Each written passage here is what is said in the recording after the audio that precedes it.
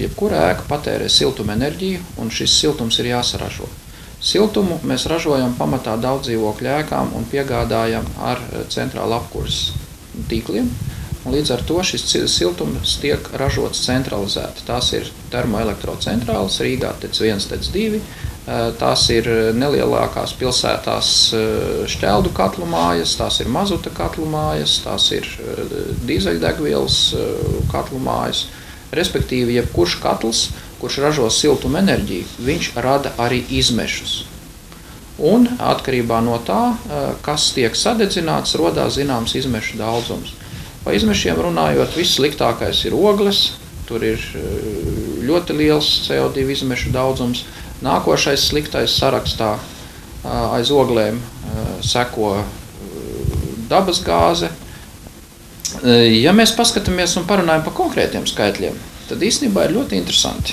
Piemēram, ja paskatāmies Rīgu, vidēji 9 līdz 10 stāvi daudzdzīvokļu māja, viena kāpņu telpa rada gadā 75 tonnas CO2 izmešus.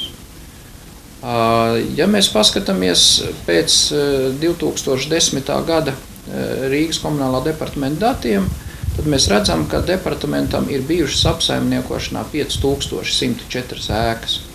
No šīm 5104 ēkām vairāk kā 3000 ēkas ir 9 un 10 stāvu ar vidējo kāpņu laukumu skaitu 3 treptelpas.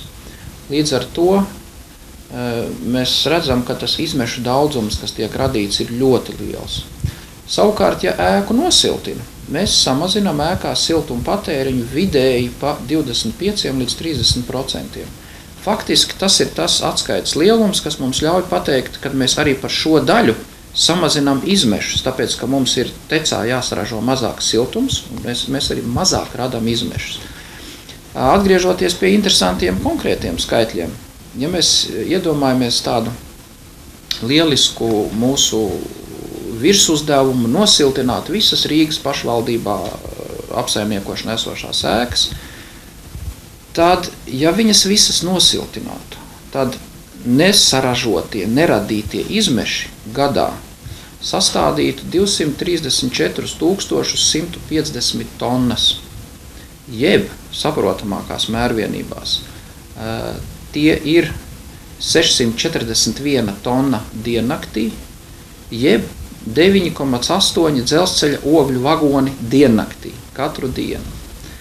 Būtu arī iedzīvotājiem jāsāk domāt tomēr tajās kategorijās, jo tas ir viens labs veids, kā valstī zināmā mērā arī pelnīt.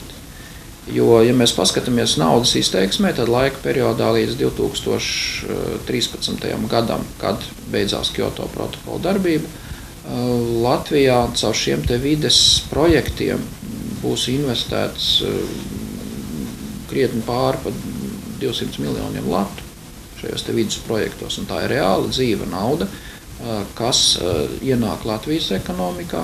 Visa šī te nauda ir jāapgūst vietējām vai nu būvniecības firmām, vai privātu mājsaimniecībām, vai faktiski jebkurā gadījumā no šīm summām mēs iegūstam pievienotās vērtības nodokli, mēs iegūstam reālus darbus, kas ir jāveic, tātad mēs radam darba vietas. Tā patiešām ir reāla ekonomikas sildīšana, kas notiek šajā te sektorā.